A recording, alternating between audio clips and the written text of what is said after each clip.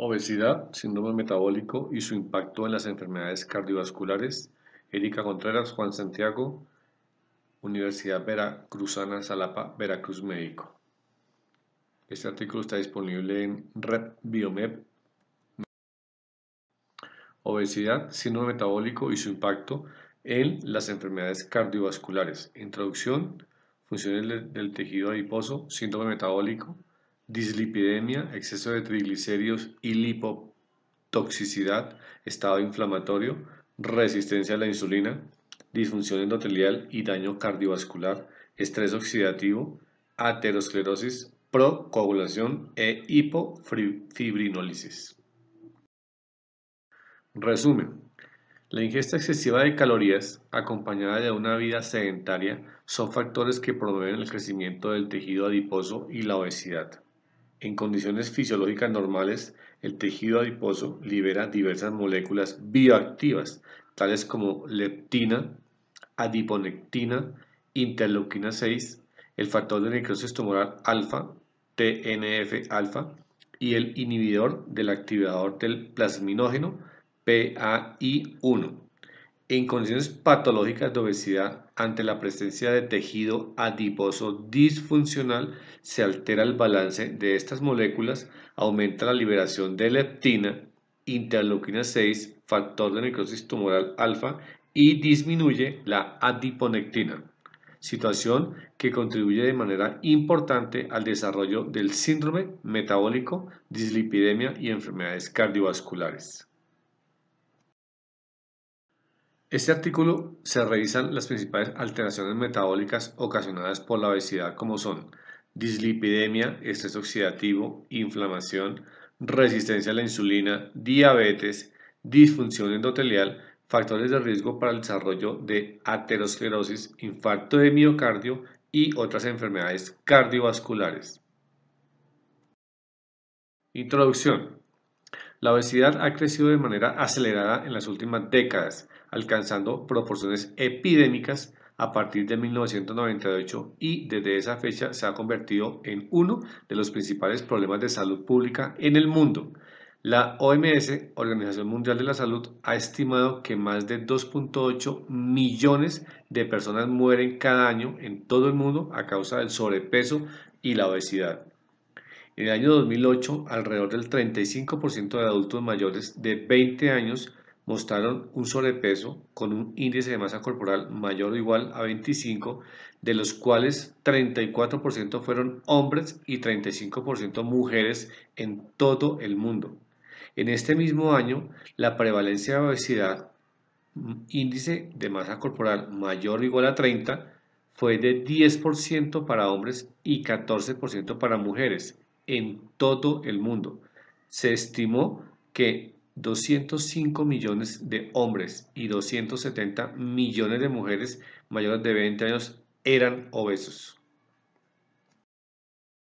Las prevalencias de sobrepeso y obesidad fueron mayores en el continente americano, 62% de sobrepeso en ambos sexos y 26% de obesidad, y menores en el sur de Asia, 14% de sobrepeso en ambos sexos y 3% de obesidad.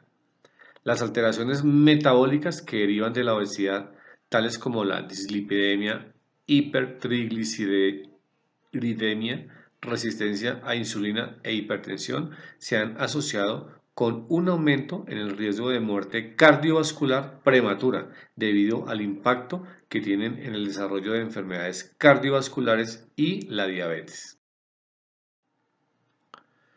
Las enfermedades cardiovasculares representan una de las causas más frecuentes de morbilidad y mortalidad a nivel mundial. En nuestro país, las enfermedades cardiovasculares en conjunto son la primera causa de mortalidad general. Cuando se desagrupan como causa única, la más prevalente de ellas, la cardiopatía isquémica, se convierte en la segunda causa de mortalidad general, debajo de la diabetes mellitus, cuya mortalidad es originada principalmente por complicaciones cardiovasculares. Uno de los parámetros más utilizados para determinar la prevalencia de la obesidad y el sobrepeso es el índice de masa corporal, que se define como el peso en kilogramos dividido por el cuadrado de la estatura en metros. Peso dividido estatura al cuadrado. Los individuos con sobrepeso son aquellos cuyo índice de masa corporal es mayor o igual a 25, mientras que los individuos obesos son aquellos con un índice mayor o igual a 30. México ocupa el segundo lugar, hoy en día el primer lugar, mundial en los índices de prevalencia de obesidad y sobrepeso, solo debajo de los Estados Unidos de Norteamérica. Considerando el índice de masa corporal, la OMS determinó que en la actualidad 73% de las mujeres mexicanas de 15 años en adelante se encuentran en la categoría de sobrepeso, con un índice de masa corporal mayor o igual a 25, de las cuales 41.1 se consideran obesas. Para los hombres, las cifras son 73.6 de sobrepeso y 30.1% de obesidad. Lipoproteínas. Aunque el término lipoproteína podría describir cualquier asociación de lípidos con proteínas, se suele restringir para un grupo concreto de complejos moleculares que se encuentran en el plasma sanguíneo de los mamíferos. Las lipoproteínas están formadas por lípidos asociados de forma no covalente con proteínas, apolipoproteínas o apoproteínas, pero también incluyen moléculas antioxidantes liposolubles. Son partículas con un centro apolar que incluye triacil glicerol S-glosario y esteres de colesterol glosario y un revestimiento antififílico glosario formado por fosfolípidos glosario, colesterol no esterificado y las apoproteínas. Envoltura polar, colesterol, fosfolípidos, apolipoproteínas, núcleo apolar, esteres de colesterol, triacil gliceroles. Lipoproteínas. La función de las lipoproteínas plasmáticas es transportar moléculas lipídicas de unos órganos a otros en el medio acuoso del plasma. En el estado de ayuno normal, el plasma humano tiene 4 clases de lipoproteínas y en el periodo posabsortivo aparece una quinta clase, los kilomicrones. Las lipoproteínas se clasifican en función de su densidad. Los kilomicrones son lipoproteínas grandes con densidad extremadamente baja que transportan los lípidos de la dieta desde el intestino a los tejidos.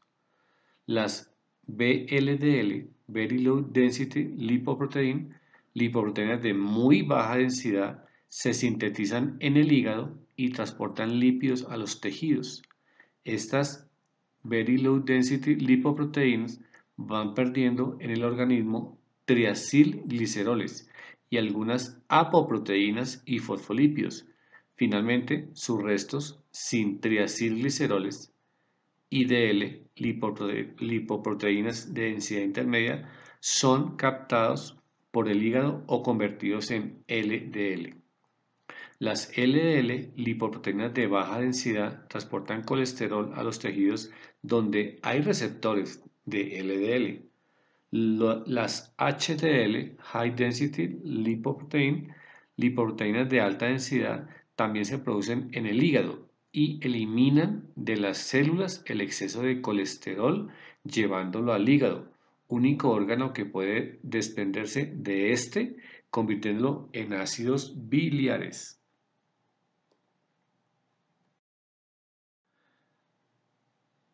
En las lipoproteínas humanas existen unos 10 tipos de apoproteínas mayoritarias cuya función son la A1, que activa la lecitina, colesterol aciltransferasa, la A2, inhibe la LCAT y activa la lipasa hepática, la A4, absorción intestinal de lípidos, la B48, depura el colesterol, La B100 depura el colesterol, la C1 activa la LCAT, la C2 activa la lipoproteína lipasa, la C3 inhibe la lipoproteína lipasa, activa la LCAT, la D desconocida y la E depura el colesterol.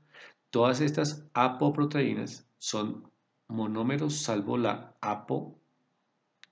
ApoA2 que inhibe la LAC y activa la lipasa hepática, que es un dímero con las dos subunidades unidas por un puente disulfuro.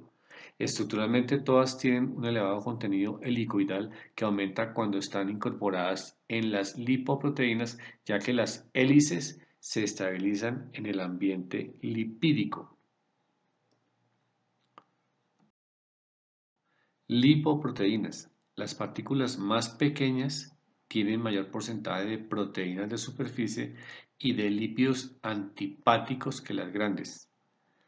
Más proteínas, menos lípidos, mayor densidad. HDL, LDL, Verilú, VLDL y kilomicrón. Entre más grandes tienen menos proteínas, tienen más lípidos y tienen menor densidad. Características de las lipoproteínas plasmáticas. Kilomicrones, VLDL, IDL, LDL y HDL.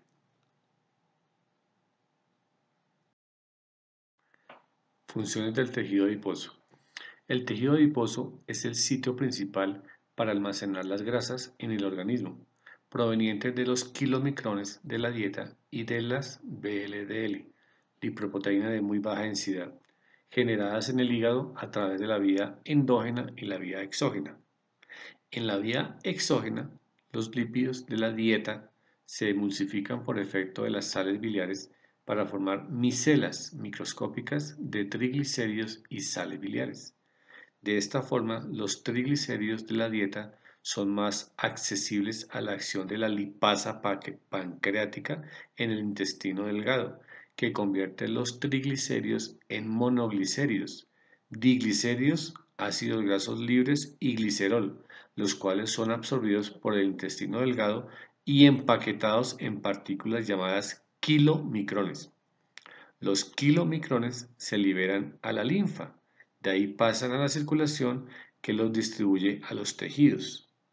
La mayor parte del contenido de triglicéridos de los kilomicrones se hidroliza durante su transporte a través de los capilares del tejido adiposo y músculo, por la acción de la lipoproteína lipasa, enzima que libera ácidos grasos libres y glicerol. Los adipocitos capturan los ácidos grasos libres y los almacenan en forma de triglicéridos. La hidrólisis de los kilomicrones produce remanentes de los kilomicrones que posteriormente son capturados por el hígado. En la vía endógena, el hígado utiliza los remanentes de kilomicrones de los lípidos y el colesterol endógenos para producir las partículas de VLDL, Very Low Density Lipoprotein, las cuales transportan triglicéridos a los tejidos. La lipoproteína lipasa hidroliza los triglicéridos de las Very Low Density Lipoprotein y libera ácidos grasos libres que pueden ser capturados por los adipocitos para almacenarlos. Este procesamiento, en combinación con la pérdida de algunas de sus apolipoproteínas, convierte a las VLDL, a las Very Low, en LDL, que transportan colesterol a los tejidos extrahepáticos o son capturados por el hígado. El exceso de colesterol de los tejidos es transportado de vuelta al hígado por las HDL, High Density Lipoprotein. A este mecanismo se le conoce como transporte reverso del colesterol. El exceso de colesterol de los tejidos es transportado de vuelta al hígado por las HDL. A este mecanismo se le conoce como transporte reverso del colesterol. Además de su importante función en el almacenamiento de grasas, el tejido adiposo es considerado en la actualidad como un órgano endocrino importante con alta actividad que expresa y secreta una gran variedad de moléculas con actividad biológica, como son la leptina, la adiponectina, la interleuquina 6 y factores de necrosis tumoral alfa, factor de necrosis tumoral alfa. Estas moléculas actúan localmente, tienen efectos autocrinos y paracrinos y a nivel sistémico tienen un efecto endocrino en diversos sitios como cerebro, hígado, músculo, gónadas, órganos linfoides, vasculatura sistémica, entre otros. Además de estas señales eferentes, el tejido adiposo expresa numerosos receptores que le permiten responder a señales aferentes de hormonas endocrinas tradicionales, tales como receptores para insulina, glucagón, angiotensina 2, entre otros, así como del sistema nervioso central, por ejemplo, receptores de hormonas nucleares, citocinas, catecolaminas.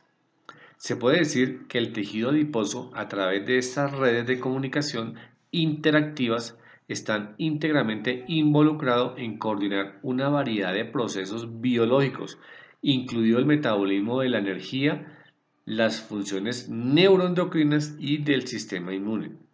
La importancia de su función endocrina se enfatiza por las consecuencias metabólicas adversas ocasionadas por el exceso de tejido adiposo, particularmente en el compartimiento visceral. El exceso de tejido adiposo u obesidad se asocia a una serie de desajustes metabólicos como son hipertrigliceridemia, dislipidemia, hipertensión.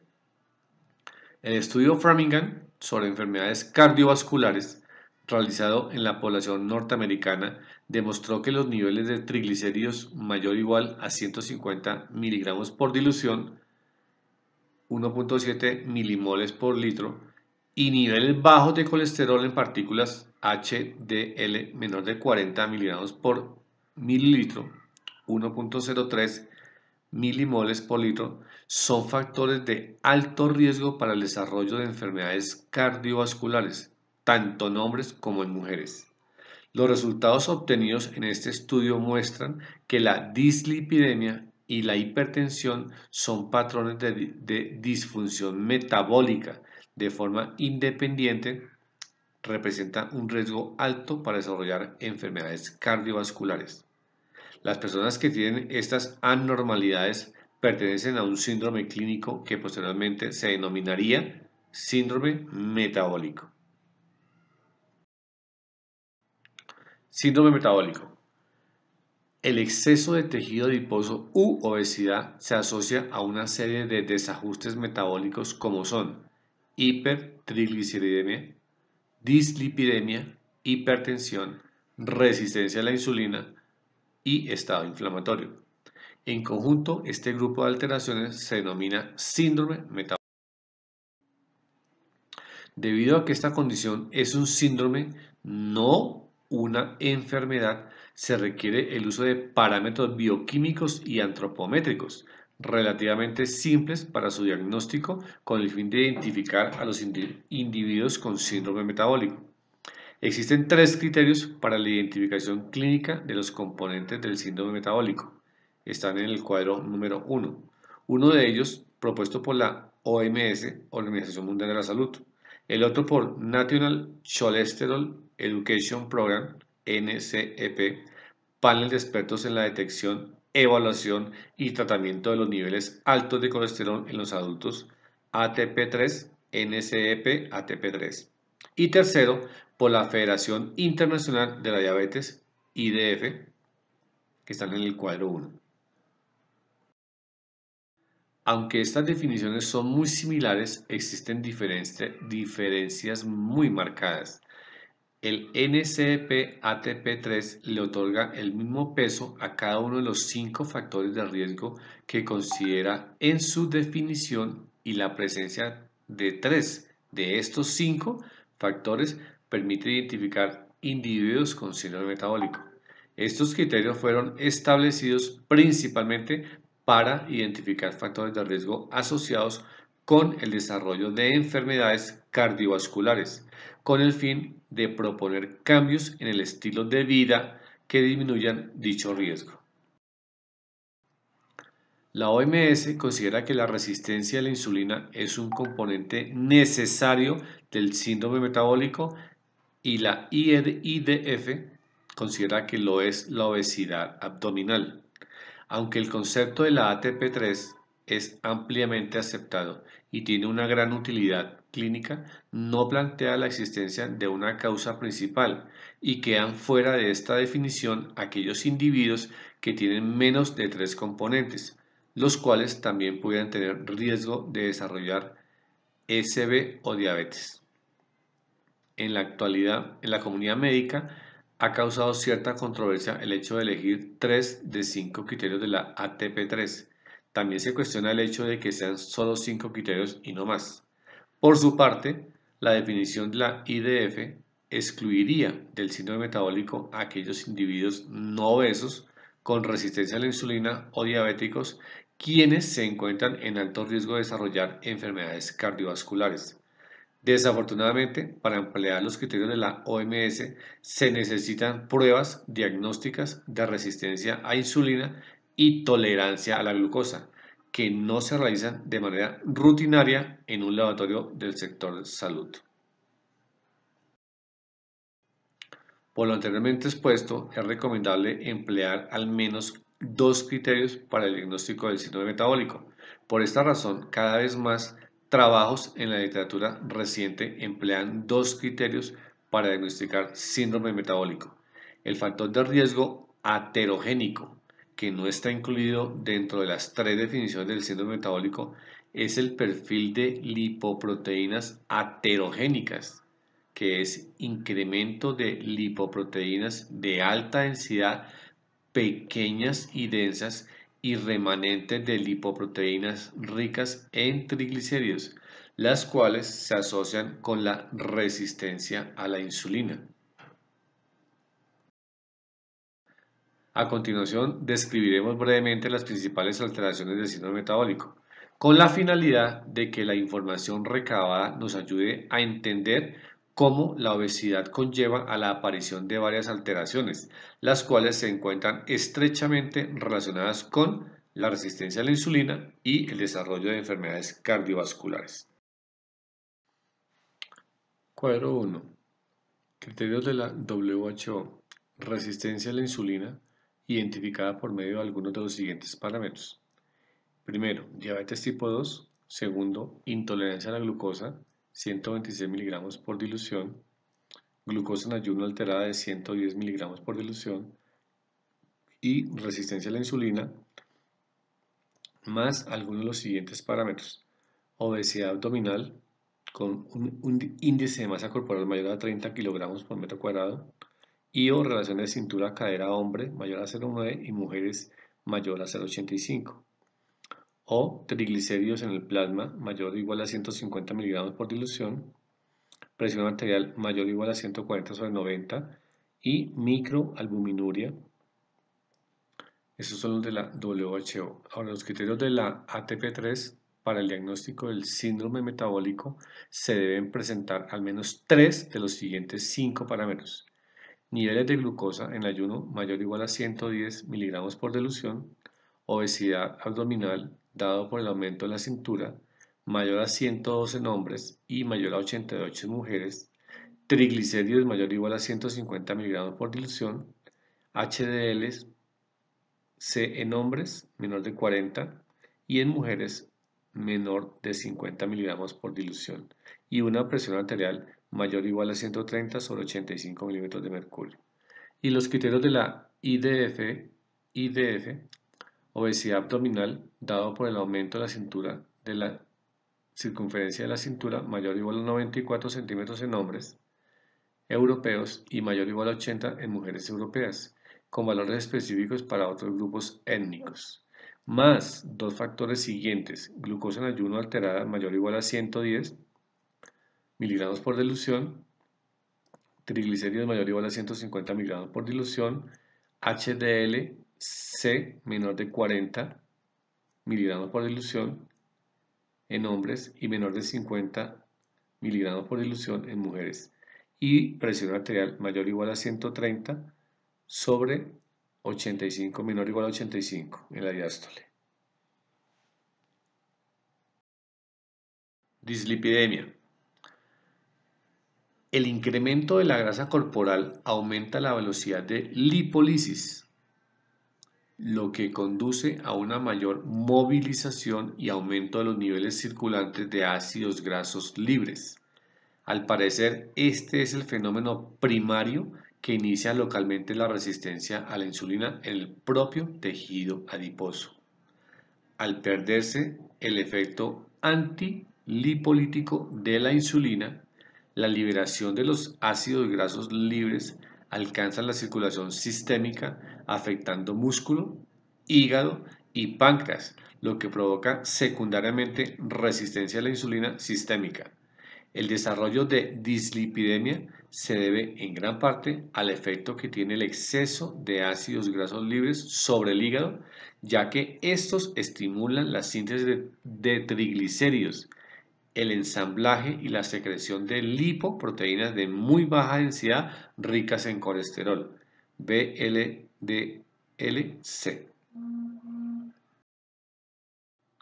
La dislipidemia se considera una alteración del metabolismo de lípidos que se caracteriza por un exceso de triglicéridos, hipertrigliceridemia, de colesterol total, hipercolesterolemia, o de ambos, hiperlipidemias, y o concentración baja de las partículas de HDL colesterol. Esta alteración metabólica consiste en cambios cualitativos y cuantitativos de las lipoproteínas. Otras características de la dislipidemia son aumento en los niveles de kilomicrones, remanentes de kilomicrones, partículas VLDL ricas en colesterol, partículas LDL pequeñas, densas y oxidadas, y apolipoproteínas B. El aumento del colesterol característico de esta alteración se debe a la abundancia de partículas VLDL. En condiciones de obesidad, las VLDL aumentan sus niveles en el plasma debido a una sobreproducción hepática y a la disminución de su eliminación por el hígado, a causa de la disminución en la actividad de la lipoproteína lipasa, LPL. El incremento de estas lipoproteínas lipasa contribuye a los niveles excesivos de triglicéridos que circulan en la sangre, que a su vez estimulan la actividad de la proteína transferidora de esteres de colesterol, PTEC. Esta proteína transfiere colesterol de las HDL y LDL a las Very Low Density Lipoprotein y a los kilomicrones, así como triglicéridos de las VLDL y kilomicrones a las LDL y HDL. Las partículas LDL, Low Density Lipoproteínas, lipoproteínas de baja densidad, ricas en triglicéridos, se hidrolizan rápidamente por la lipasa hepática, dando como resultado partículas LDL pequeñas y densas, propensas a la oxigenación y glucosilación, lo que genera LDL oxidadas, LDL-OX, proinflamatorias y aterogénicas.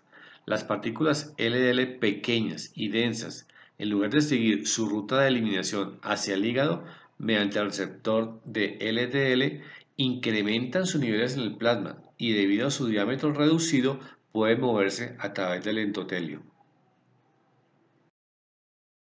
Cuando estas partículas se oxidan, atacan la capa interna arterial. Sus efectos citotóxicos desencadenan un proceso inflamatorio local a través del incremento de la actividad de los genes proinflamatorios y factores de crecimiento celular. también provocan disfunción endotelial al estimular la agregación plaquetaria, expresión de metaloproteasas. Metaloproteasas es una enzima que genera proteólisis, o sea, proteasas, y que en su funcionamiento es necesaria la presencia de metales como átomos de zinc o cobalto y favorecen la trombogénesis.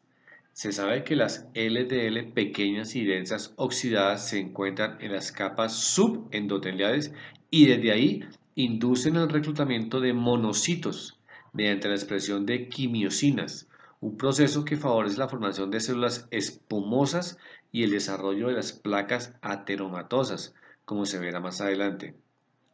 En el síndrome metabólico, la actividad de las PTC y de la LH, lipasa hepática, parecen estar aumentadas, promoviendo la formación de estas partículas potencialmente aterogénicas.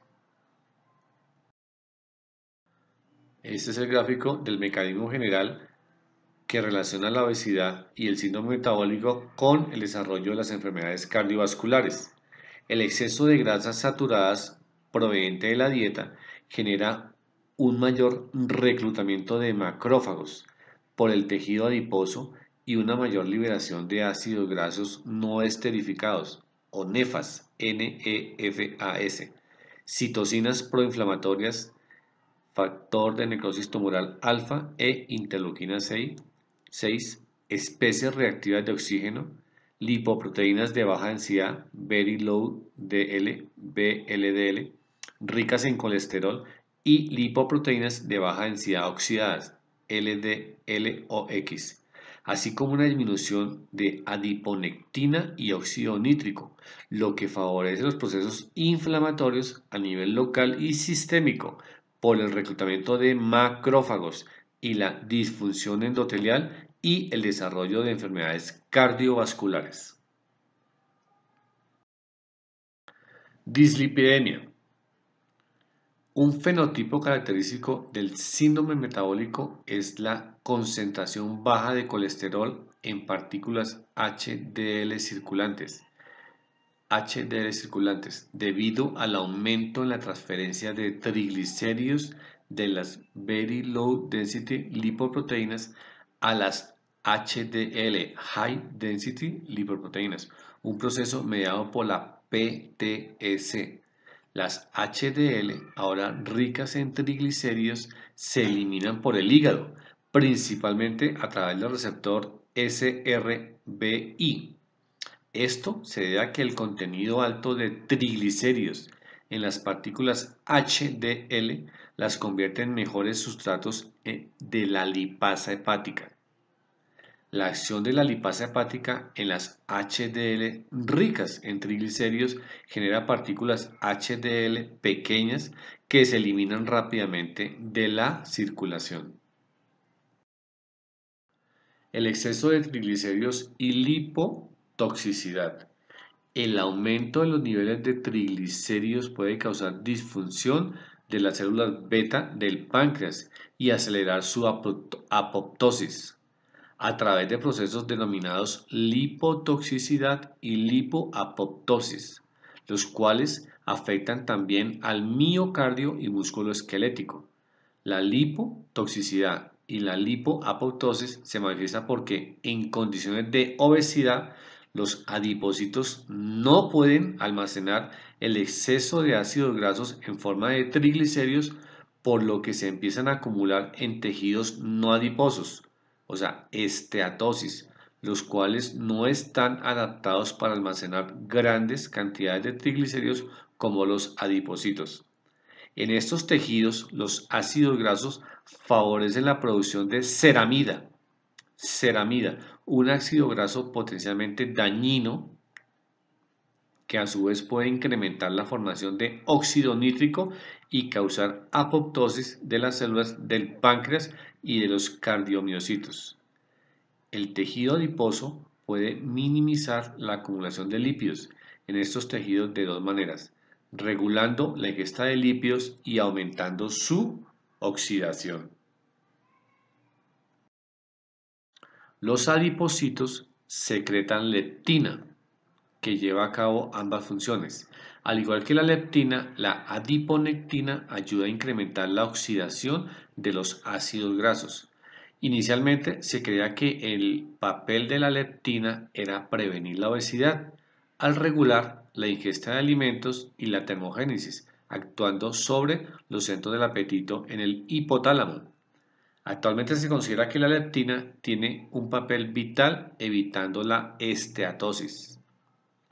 Existen evidencias que muestran que la esteatosis generalizada, así como la lipotoxicidad y lipoapoptosis, se desarrolla cuando falta la acción de la leptina, ya sea por una deficiencia o la resistencia a sus efectos por sus tejidos blancos.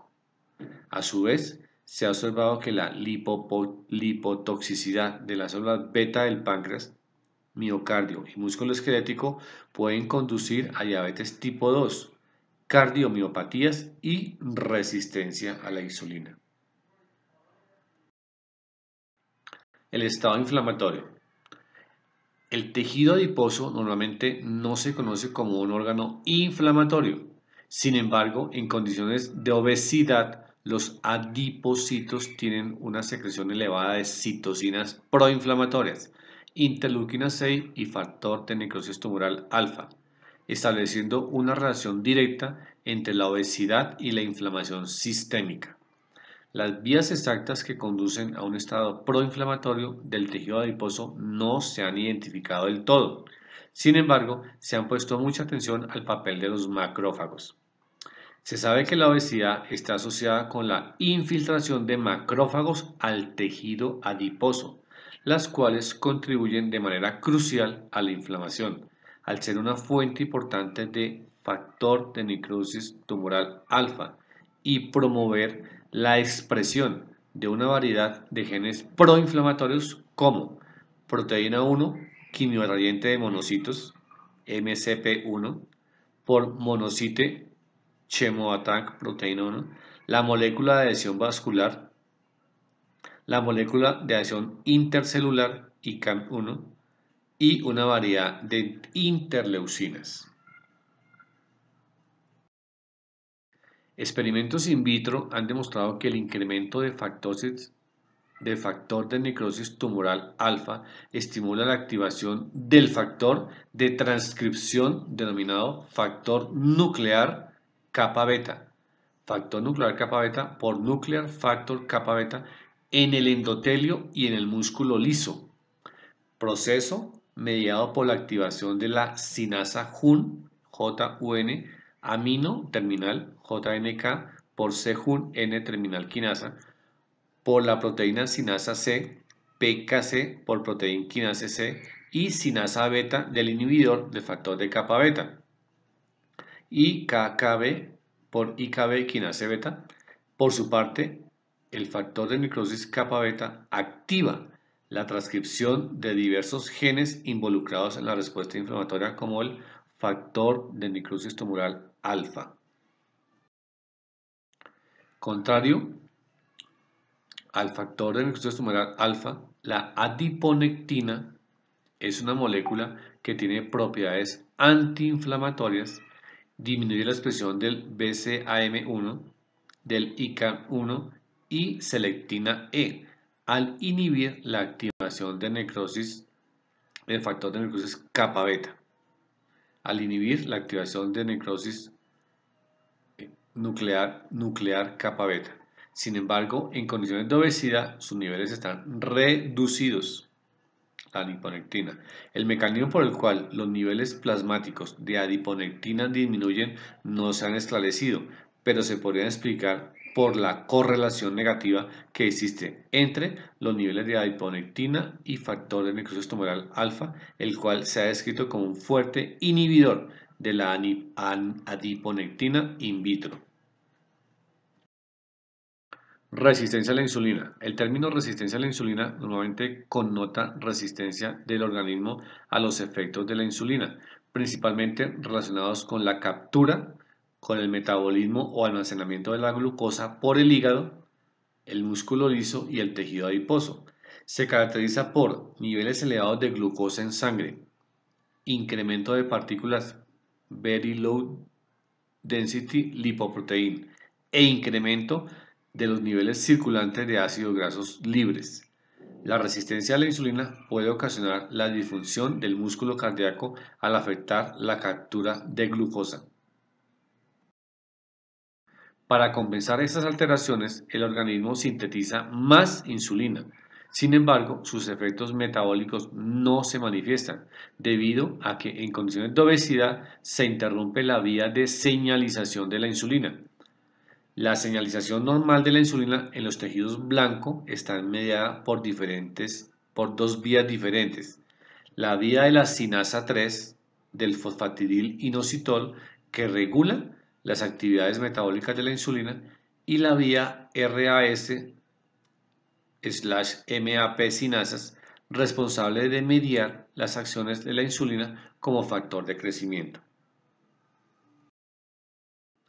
En condiciones fisiológicas normales, la insulina liberada por el páncreas se une a sus receptores en la membrana celular, que al activarse fosforilan residuos de tirosina en proteínas conocidas como sustratos del receptor de insulina, IRS1 y IRS2, sustratos del receptor de insulina, las cuales transmiten la señal de la insulina a través de una serie de reacciones en una cascada de fosforilación, desfosforilación, que finalmente se manifiesta en captura de la glucosa, inhibición de la lipólisis, almacenamiento de grasas y otros efectos metabólicos de la insulina. Sin embargo, en condiciones de obesidad, el exceso de factor de necrosis tumoral alfa, interleuquina 6 y los ácidos grasos libres liberados por el tejido adiposo activan las sinasas PKC, IKK-beta y JNK, que en consecuencia fosforilan residuos de serina en los IRS, en los sustratos de receptor de insulina, impidiendo la fosforilación. ¿Qué es la fosforilación? La fosforilación oxidativa es un proceso metabólico que utiliza energía liberada por la oxidación de nutrientes para producir adenositrifosfato, ATP, por parte del receptor de insulina activado, y con ello cancelan la señal de la insulina. Se ha visto que esta alteración se presenta en la mayoría de los casos de resistencia sistémica a la insulina, tanto en animales experimentales como en humanos. La inhibición de la señalización de la insulina, inducida por el estado inflamatorio, también se estimula por la degradación de los IRS. Existen reportes que muestran que al menos 3 miembros de la familia de proteínas supresoras de señalización de las citocinas, SOC1, SOCS2, S3 y SOCS6, participan en la inhibición de la señalización de la insulina a través de dos mecanismos, ya sea inhibiendo la fosforilación de los residuos de tirosina de los IRS1 y 2 o mediante la degradación de ambos sustratos a través de la ubiquitina proteasoma. Las proteínas IRS son ubiquitiniladas y posteriormente degradadas por el proteasoma 26S durante la estimulación de la insulina o durante el estrés celular, pero aún se desconoce el mecanismo por el cual las ubiquitin ligasas se reclutan hacia las proteínas IRS. Se sabe que, en condiciones fisiológicas, al aumentar las demandas metabólicas debido a un aumento progresivo en la acumulación de lípidos o por la demanda elevada de secreción de insulina en las células beta del páncreas, aumenta consecuentemente la carga de trabajo del retículo endoplasmático. Para aliviar esta sobrecarga o estrés del retículo endoplasmático, se pone en marcha un programa denominado Respuesta al mal ensamblaje proteico, Unfolded Protein Response o URP, por sus siglas en inglés, mecanismo diseñado específicamente para disminuir o detener la síntesis de proteínas y promover su rápida degradación. Sin embargo, cabe señalar que dicho sistema no funciona únicamente para ese propósito, ya que también actúa como un mecanismo regulador para controlar de forma precisa y oportuna el nivel de proteínas en las células y sus funciones biológicas. Los receptores PPARG,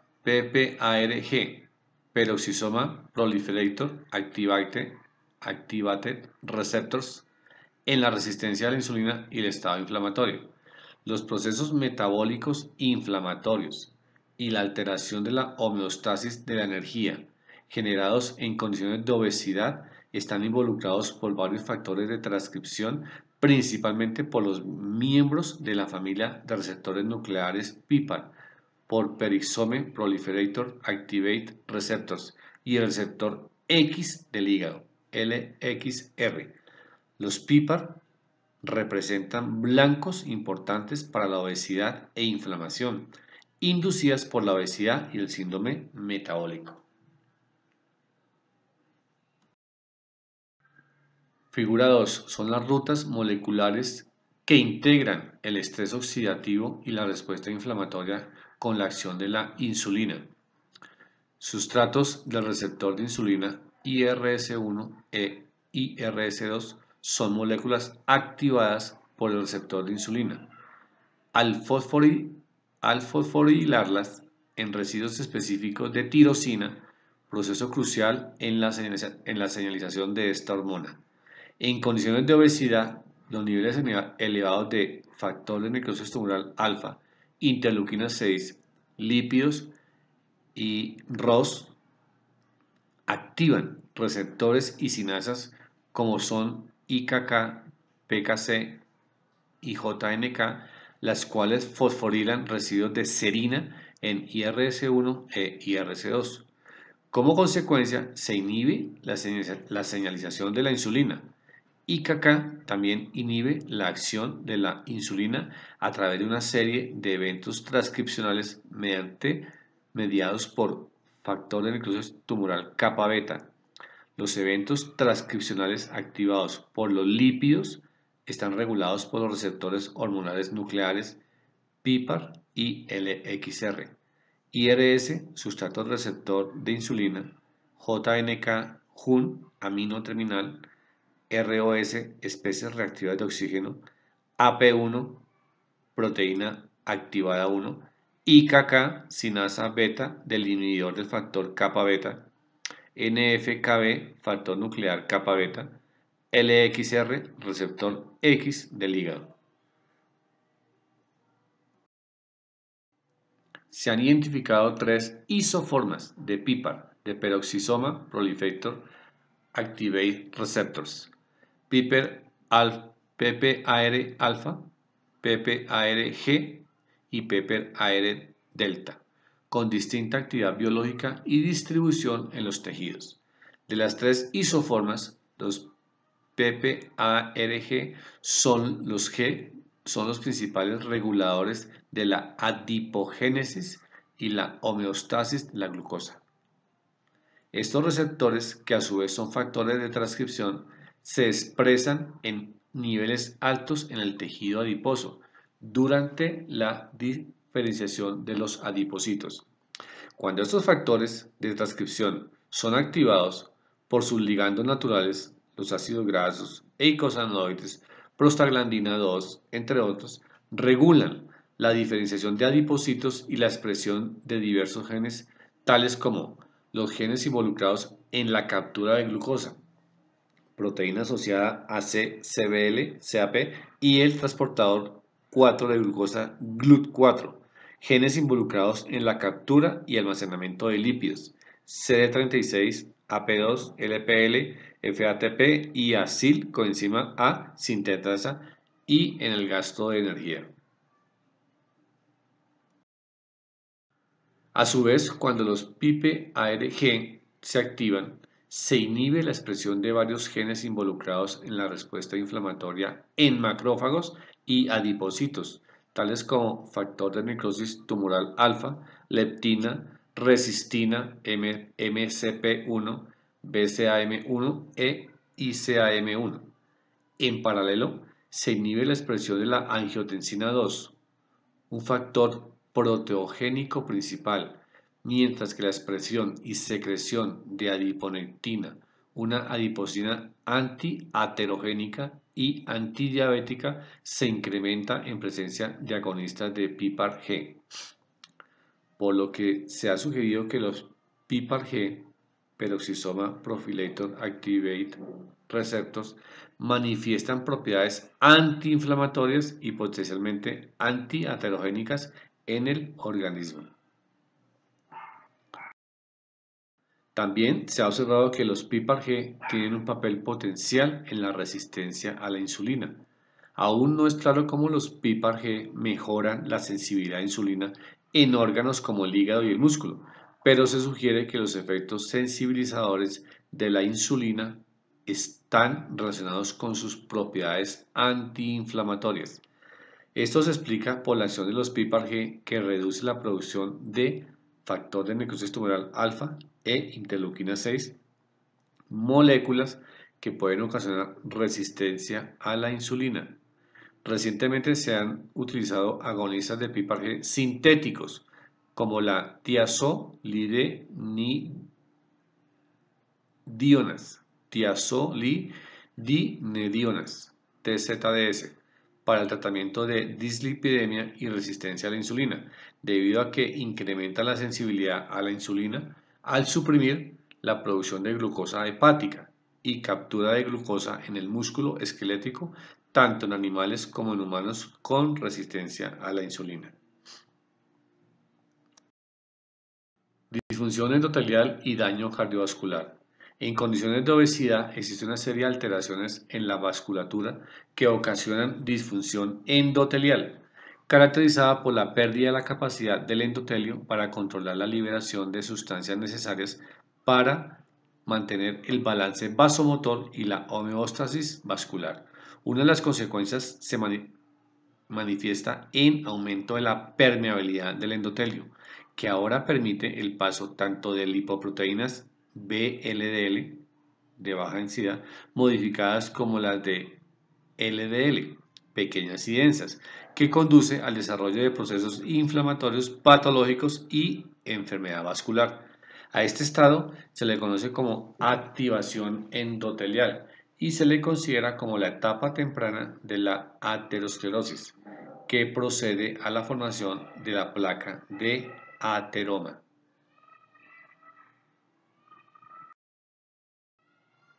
Las células endoteliales regulan la homeostasis vascular al producir, además de otras sustancias, óxido nítrico y angiotensina 2. El óxido nítrico tiene múltiples funciones. Es un vasodilatador, reduce la permeabilidad vascular y la síntesis de moléculas de adhesión, inhibe la expresión de citocinas proaterogénicas y proinflamatorias.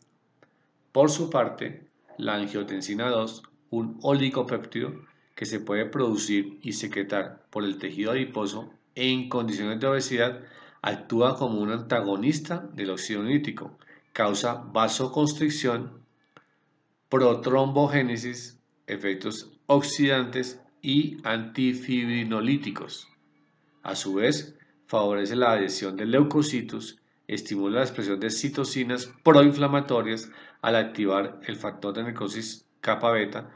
Todos estos factores promueven el desarrollo y la progresión y la complicación de la aterosclerosis. En condiciones fisiológicas normales que mantienen un balance homostático, existe un equilibrio entre óxido nítrico y angiotensina 2.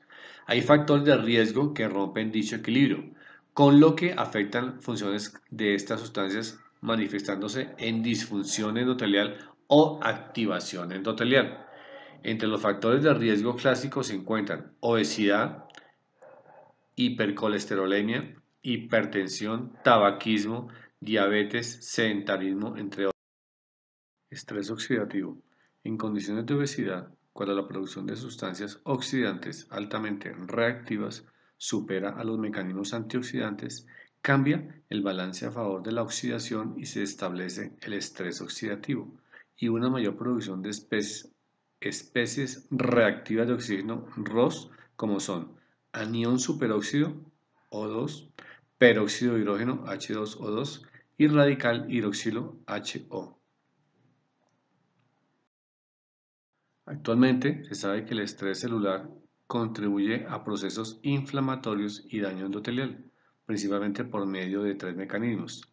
Los ROS activan a la cinasa inflamatoria JNK, que a su vez activa el factor de necrosis tumoral beta, con lo que se potencia el proceso inflamatorio.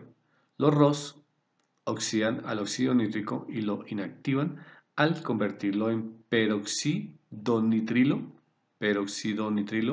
o NOO, el cual oxida a la tetrahidroxibiopterina, lo que conlleva a una mayor oxidación y disminuye los niveles de óxido nítrico.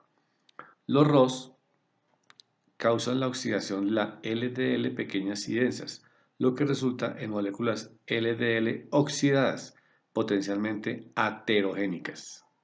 Ver la figura 1.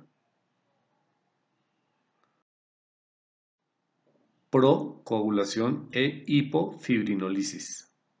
En estado de obesidad e inflamación se incrementan los niveles de otra importante molécula bioactiva, el inhibidor del activador del plasminógeno 1, PAI-1, inhibidor del activador del plasminógeno 1, PAI-1, una proteína inhibidora de serin-proteasas que regula la cascada de coagulación y que se expresa en varios tipos celulares, incluidos los adipocitos. Esta proteína está involucrada en aterotrombosis y se relaciona con el daño endotelial. En condiciones normales, la PAI-1, o sea, el inhibidor del activador del plasminógeno 1, favorece la formación del coágulo de fibrina a través de la inhibición de la fibrinólisis, o sea, destrucción del coágulo de fibrina, por la inactivación del activador del plasminógeno. Mientras que en condiciones de obesidad, el incremento de los niveles de PAI-1, de inhibidor del activador plasminógeno 1, disminuye la velocidad de fibrinólisis y genera un estado de hipercoagulabilidad que contribuye a la aterogénesis por dos vías. Primero, incrementando la deposición de plaquetas y productos fibrinosos y segundo, disminuyendo los niveles de adiponectina, una hormona que tiene importantes funciones antiaterogénicas. Ver la figura 1. Ateroesclerosis. La ateroesclerosis se puede considerar como una enfermedad inflamatoria de la capa interna arterial, ocasionada por varias alteraciones en el organismo como son obesidad, diabetes, hipertensión y otras. Esta enfermedad puede iniciar a temprana edad e irse desarrollando hasta manifestarse en complicaciones cardiovasculares que pueden ocasionar la muerte. El mecanismo es el siguiente. Las células endoteliales aumentan su permeabilidad en respuesta a los mediadores inflamatorios, la disminución del óxido nítrico y el estrés oxidativo. Esto permite que las partículas Very Low Density Lipoprotein VLDL ricas en colesterol y las LDL pequeñas y densas se muevan a través del endotelio y entren a la íntima endotelial, en donde se genera la llamada activación endotelial. Ya en la íntima endotelial, las LLOX, o sea, oxidadas, atraen a monocitos, los cuales se activan y liberan moléculas de adhesión como el MCP1 y otras quimiosinas. Los monocitos activados se diferencian en macrófagos y activan la expresión de sus receptores basureros con los cuales fagocitan el exceso del LDL oxidado o X. Por su parte, los macrófagos reclutan a más monocitos, liberan citocinas, proinflamatorias y moléculas de adhesión vascular que en paralelo amplifican el reclutamiento de leucocitos, lo que ocasiona migración y proliferación de células de músculo liso e incrementa el proceso inflamatorio. Los macrófagos fagocitan tanto a las VLDL modificadas como a las LDL oxidadas o X mediante sus receptores basurero. Se considera que esta podría ser un mecanismo para eliminar esas partículas tóxicas y moderar la reacción inflamatoria. Pero cuando estas partículas se encuentran en exceso, los macrófagos continúan con su captura, se saturan de colesterol y otros lípidos, transformándose en células espumosas. Las células espumosas son el componente principal de las estrías de grasa, las cuales constituyen el primer paso en la formación de la placa del ateroma. Después de desarrollarse, los ateromas pueden presentar ulceración en la superficie luminar y hemorragia. La placa puede ocupar una gran proporción de la luz vascular y restringir el flujo sanguíneo, el cual se conoce como estenosis parcial. También se puede desprender debido principalmente a su alto contenido lipídico o por la ruptura de su capa fibrosa y la vasoconstricción del endotelio. Si la placa se desprende, puede formar un trombo, el cual puede causar obstrucción completa de alguna arteria del corazón, cerebro, riñón u otra parte del organismo y provocar isquemia. La isquemia se puede definir como la disminución del aporte de oxígeno a un tejido biológico. La falta completa de oxígeno, la hipoxia, causa necrosis y daño al tejido. Si este fenómeno ocurre en el corazón, se puede generar un infarto de miocardio. El infarto de miocardio es un evento isquémico agudo y clínicamente serio, ocasionado por la ruptura de la placa aterosclerótica.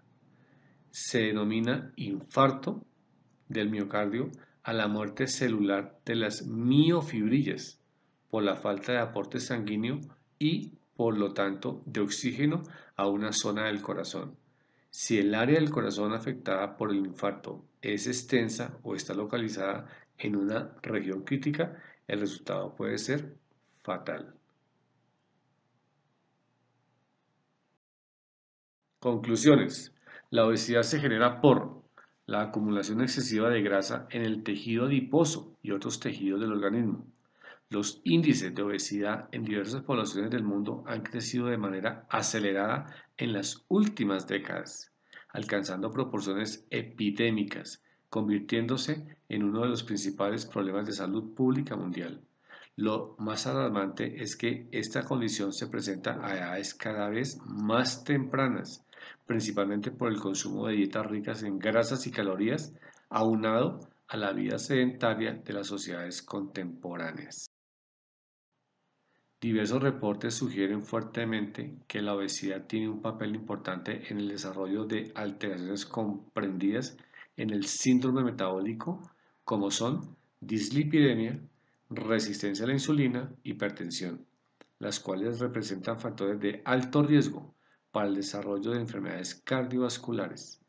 En la presente revisión hemos descrito los mecanismos moleculares y complicaciones derivadas de estas alteraciones con el fin de comprender la fisiopatología de la obesidad y su contribución al desarrollo de las enfermedades cardiovasculares. La obesidad es un problema grave de salud que requiere de programas inmediatos de orientación y atención a la población general para evitar las alteraciones metabólicas que genera y con ello disminuir su impacto en el desarrollo de enfermedades crónicas como la diabetes y las enfermedades cardiovasculares. Cambiar el estilo de vida, hábitos alimenticios saludables y llevar una vida más activa puede tener un impacto favorable en la salud. De no tomar medidas y acciones al respecto, los servicios de salud y recursos no serán suficientes para atender el alto porcentaje de la población que presenta enfermedades metabólicas crónico-degenerativas derivadas de la obesidad. Bibliografía. Bibliografía. Bibliografía. Bibliografía.